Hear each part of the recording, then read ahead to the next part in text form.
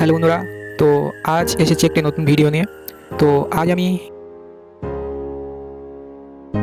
কটা ঠাকুরের মাটির চুল বানাতে চলো আপনাদের। তো এদিকে ঘরের লাইটটি জ্বেলিলাম কারণ ঘরটি অন্ধকার। তো এইদিকে মোট 5টি ঠাকুর মাটির চুল বানানো হবে। আপনাদের এই 5টি ঠাকুরের মধ্যে একটি ঠাকুরের মাথার চুল বানানো আমি আপনাদের দেখাবো, কারণ 5টি ঠাকুরের মাটির চুল বানানো দেখানো সম্ভব নয়। তো তার জন্য আমি আপনাদের একটি ঠাকুরের মাটির চুল বানিয়ে দেখাবো। তো এগোটার চুল বানানোর পরে আপনাদের দেখিয়ে দেব। তো চলো শুরু করি, তো দেখতে থাকুন। হ্যালো বন্ধুরা, তো এখানে প্রায় সব ঠাকুরের চুল বানানো হয়ে গেছে। তো দেখুন কটা ঠাকুরের চুল বানানো বাকি আছে। তো আমি এখানে এই ঠাকুরটি চুল বানাবো।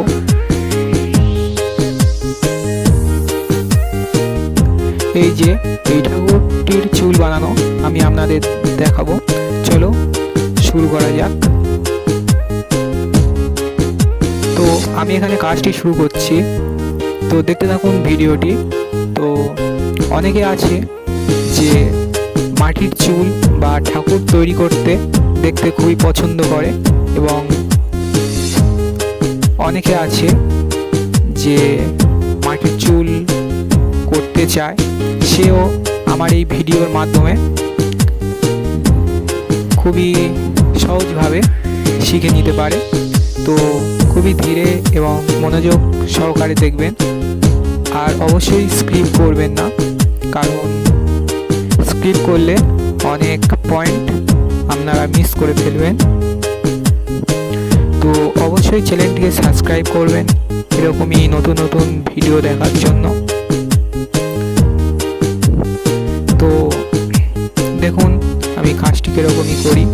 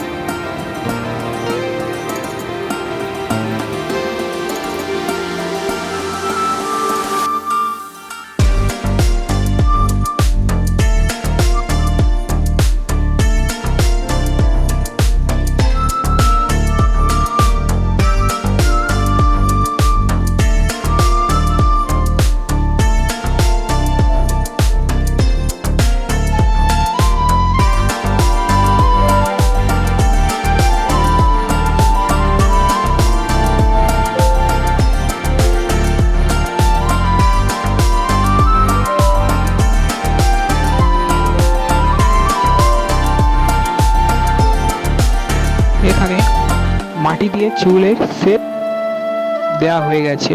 শুধু এবারে সরু তুলির আগা নিয়ে ঠিক আমি যেরকমভাবে লাইন টেনে টেনে দিচ্ছি ঠিক এরকমভাবে দিতে হবে।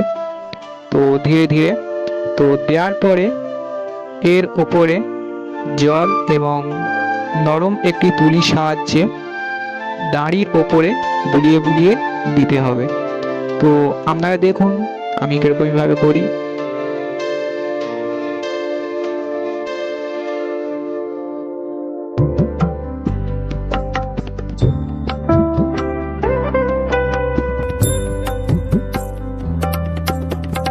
তো এই যে এই ঠাকুরটি পুরো কমপ্লিট হয়ে গেছে মাথার চুল বানানো।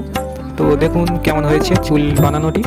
তো এদিকে এই যে যে 4টে ঠাকুর বাকি ছিল, এই যে তার মধ্যে একটা এবং বাইরে 3টে ঠাকুর শুকোচ্ছে। তো চলো আপনাদের ওই 3টে ঠাকুর কেমন হয়েছে দেখিয়ে দিই। তো এই যে এই ঠাকুরগুলি, এগুলোর মাথায় মুকুট হবে না, এদের মাথায় আলটা বা নটন এইরকমই থাকবে।